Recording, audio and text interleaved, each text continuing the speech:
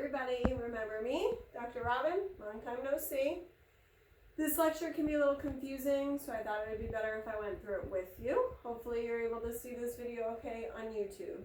Thank you to my son for videoing for me in his bedroom, because that was the only place we could set this all up. So today we're going to talk about X-ray technology as it applies to large animals. First things to consider, the basics are sedation. A lot of horses need to be sedated to stand still for X-rays, depending on what views you want to take. You want to clean off their hooves of any debris, and sometimes you have to pack their foot. As you can see in this picture right here, this yellow stuff is actually Play-Doh. So just regular children's Play-Doh. And we jam it in the sulci of the frog. This is called the frog. These deep clefts on both sides you have to pack with Play-Doh. If you do not do that, then you can get an air pattern on your X-ray, which will show up in black, and that is not diagnostic. So the number one cause of non-diagnostic X-rays in horses specifically, or any large animal, is lack of preparation, meaning you didn't clean it off. Also remember, they might have a metal shoe on their hoof here, and if you're X-raying part of their hoof underneath here, the metal will obscure any bone that's present. So you might have to take their shoe off as well. Something else to consider, the basics of X-rays in general. Remember, when you click the button, it's the time that the X-ray is exposed, it is the distance to what you're taking, and it is shielding of your body that you don't want X-rayed. Those are the things to keep in mind with the actual X-ray technique. So you notice these people have on, sorry, I'm getting used to a new pointer as well. These people have on gowns, just like you in a small animal, and this person is wearing gloves because they're holding the X-ray plate. This horse clearly is sedated, and this horse is standing on a wooden block. The reason for the wooden block is if this foot was all the way on the ground, you would not be able to see the bottom of it because it would be out of your X-ray. So you prop them up on a wooden block and you take this view. This is a lateral of the distal limb of a horse.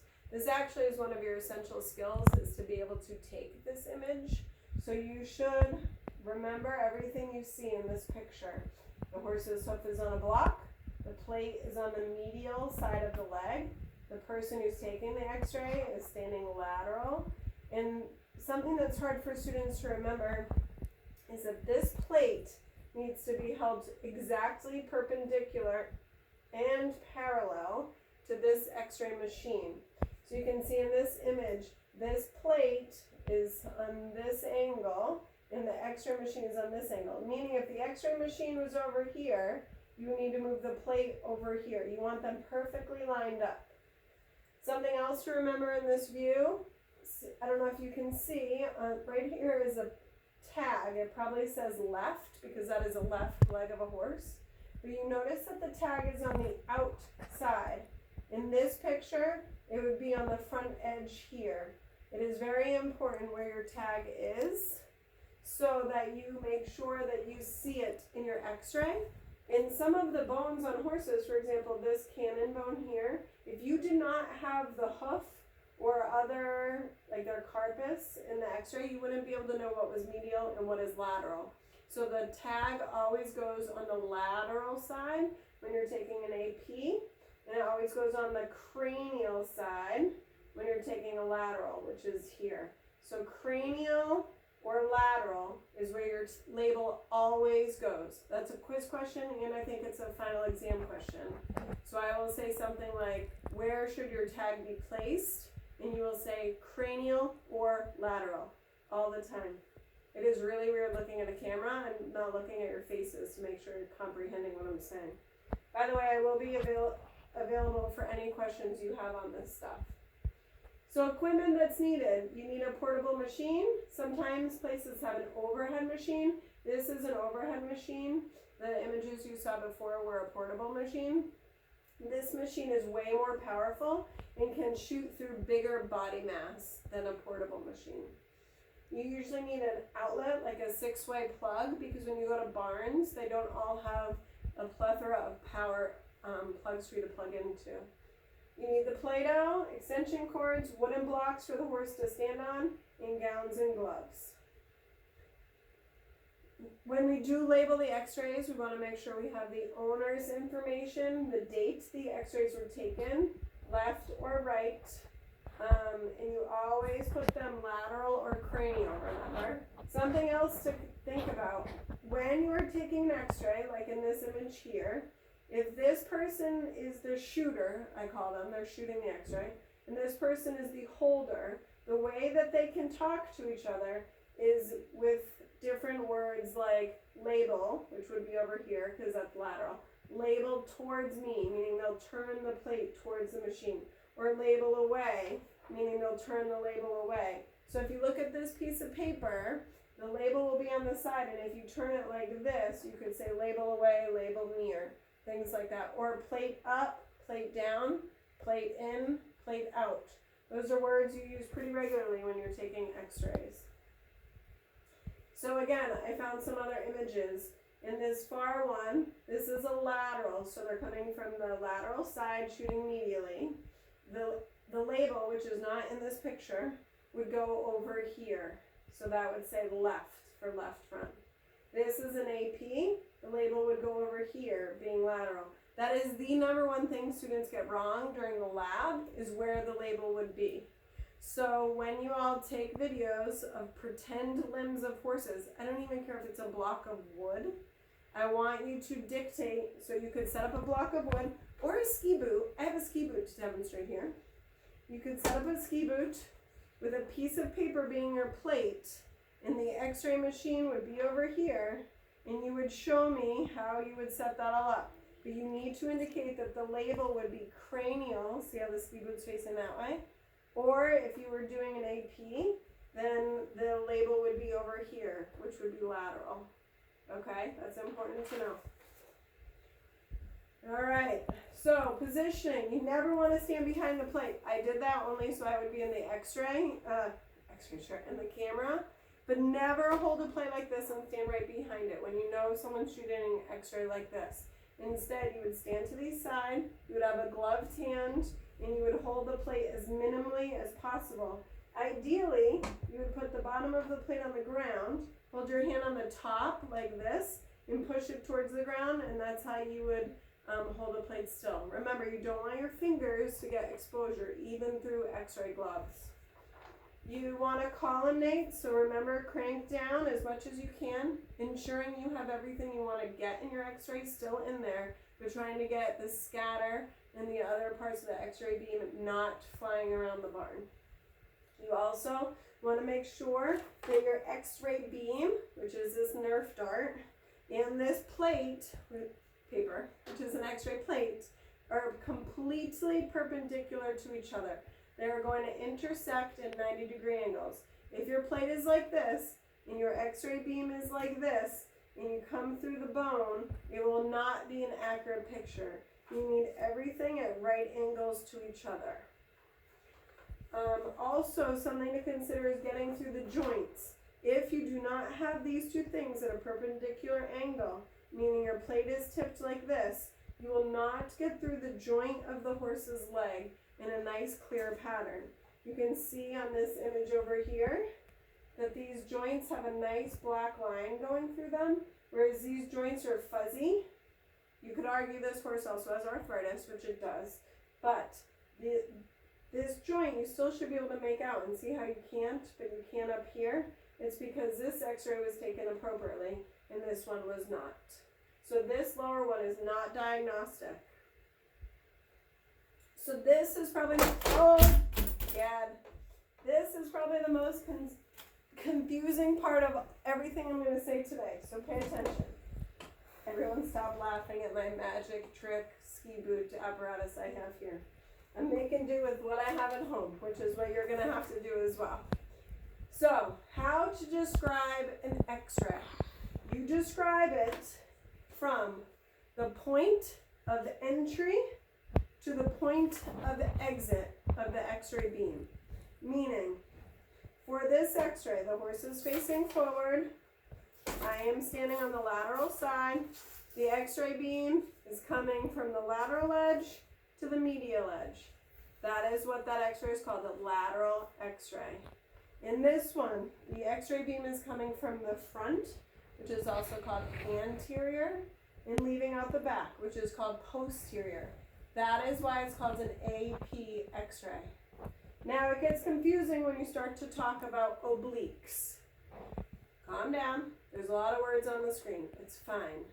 So when an x-ray is a dorsolateral palmar medial x-ray, all that means is the x-ray beam, which is this nerve dart, is coming from the dorsolateral. I actually should use the other ski boot because if you guys know ski boots, that is not the limb I'm talking about. Now, I am standing on the outside of this ski boot. So this is, say, a front right leg of a horse. This x-ray beam, which is the nerve dart, is it coming from the dorsal, meaning a little bit to the front, lateral, meaning outside edge, correct? This corner here. I use my arm because the nerve dart's small. So it's coming from the dorsolateral area and leaving through the palmar, meaning back, medial area. So in your head, think about dorsolateral, palmar medial. It's an oblique, so it's on an angle. If I went this way a little, it would be lateral. If I went this way a little, it would be an AP or a DP, a dorsal palmar. All right? So I'm on the edge because I want to see the sides that I wouldn't see if I was having a true straight on from either direction. Dorsolateral palmar medial x-ray, also called a DLPMO for oblique. The question is, what do you actually see on that x-ray? So when I have my image on this x-ray, what will I see? Well, what you will see is not where the x-ray beam is going through. That is all superimposed over itself. So it'll just be all white. The things you will see are like the toe of this ski boot and the heel over here, because those things are sticking out. Does that make sense?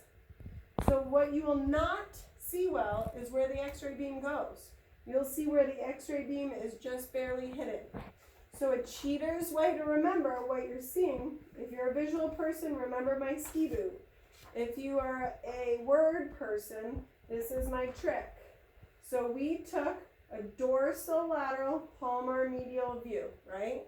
I just spelt it out here, and I made it color-coded, and this trick always works. Every time there's an oblique, if you spell it out, dorsolateral palmar medial, or the other one, which I don't want to say because I don't want to confuse you, you write it out, and you can see the first word and the last word and the two middle words. That's what you can actually see on your x-ray. So you should be able to see the dorsal medial, the big toe of this boot, and the lateral palmar, which is the back outside heel. Does that make sense? You will see not where the x-ray beam entered, you will see the other two edges. And the easy way to figure that out is if you write the word out. You can pause this video now, rewind all of that, and watch it again. If you still don't understand or you have other questions, please reach out to me. All right, this is just another visual guide actually of a horse's leg, explaining that. Look at the bottom one, because that's what we talked about. DLPMO, dorsolateral palmar medial oblique. They entered at the dorsolateral surface, so the horse is facing up here. So they came in from the front outside edge, they left in the back inside edge of the leg. So anything that this dotted arrow is going through, you cannot see well. What you can see well is where these red marks are. This outside back corner and the inside front corner, also called the lateral palmar area or the dorsal medial area. All right, again, pause, rewind if you need to, but I'm going to move on. So, a couple x-rays so you guys can see what they truly look like. This was the view you already saw. You shoot from the front, you go to the back. Your label would be on the lateral or outside edge. This is what the x-ray looks like. You can see if you look at this x-ray, there is no way to tell if this is medial or lateral, unless you have that label there, because everything is perfectly symmetrical. So this is one part of the horse's anatomy I do want you to know. That is the coffin bone on the bottom, P2 on the next level up, P1 up on the top, and the navicular bone is in that x-ray, but it's very difficult to see.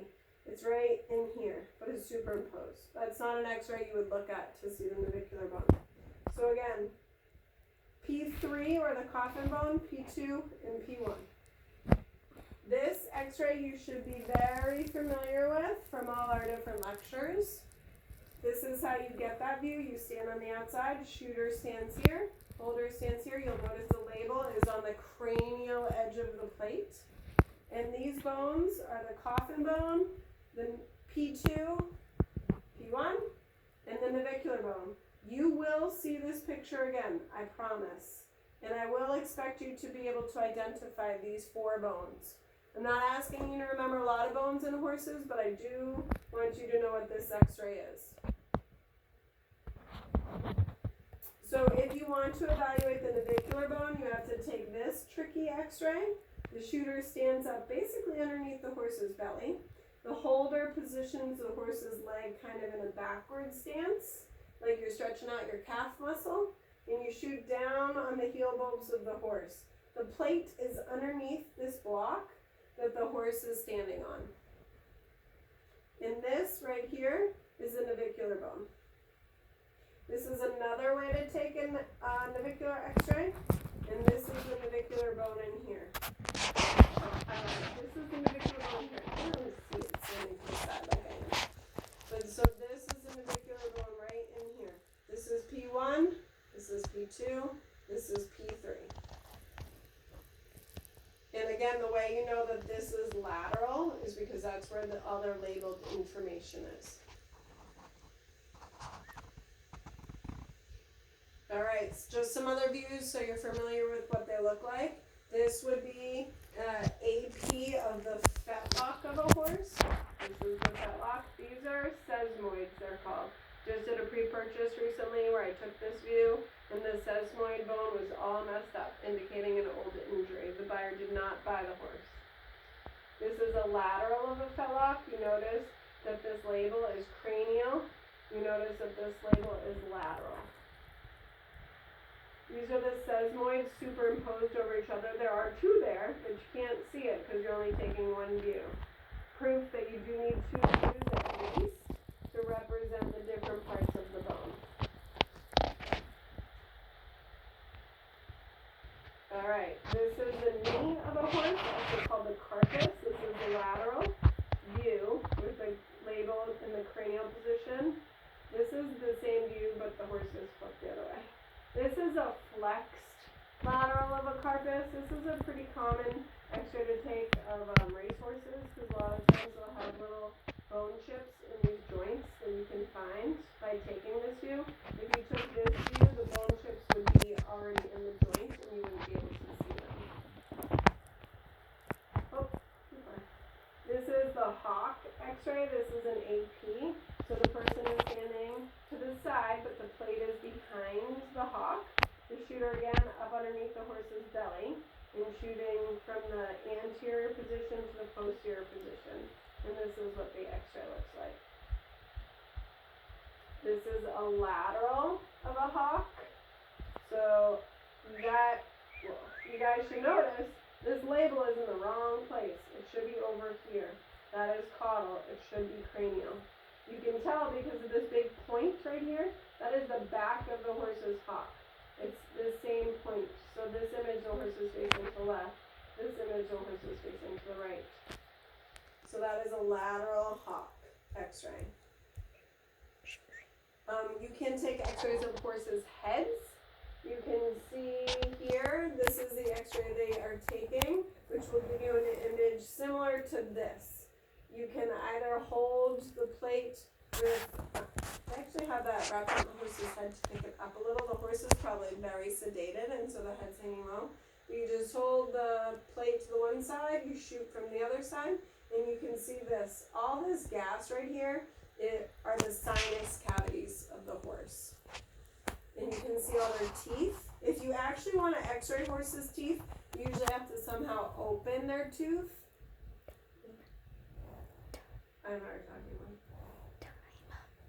So you can actually open their mouth a little bit. Sorry, my cameraman was indicating something to me. If you want to see the different arcades, or you might have to take oblique images.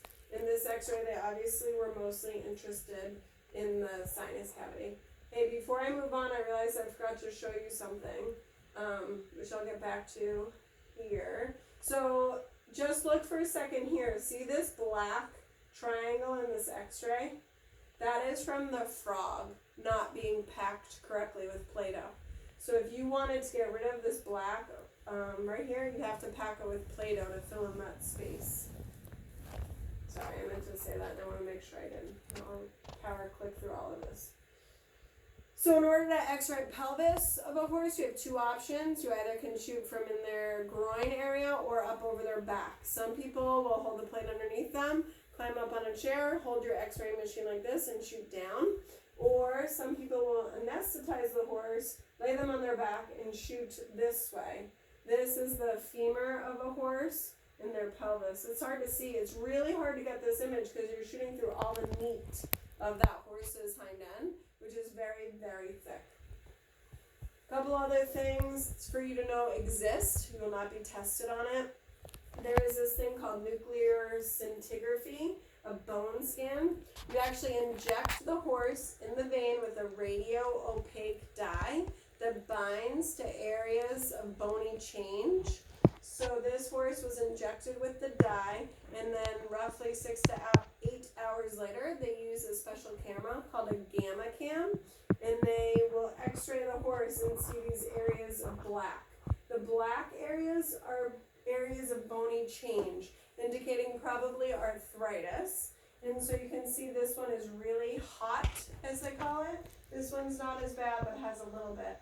You can see his knees, or hocks, I don't know if this is front of your back end, aren't that hot. So this horse has an issue in his fetlocks. It's just another diagnostic tool that we have. All right, next week I will give you another YouTube video for your finish up things that didn't really fit in any other categories. And you will also have a final exam review study guide. I'm not going to reteach everything. I'm just going to tell you the things I want you to focus on. I am happy to help in any way I can. I know this is a very frustrating time for all of us. Trust me, I'm using a ski boot instead of a horse's foot to try and show you how to do stuff. But we'll get through this together one way or the other, and let me know if you have any questions. Thanks so much. Have a great day.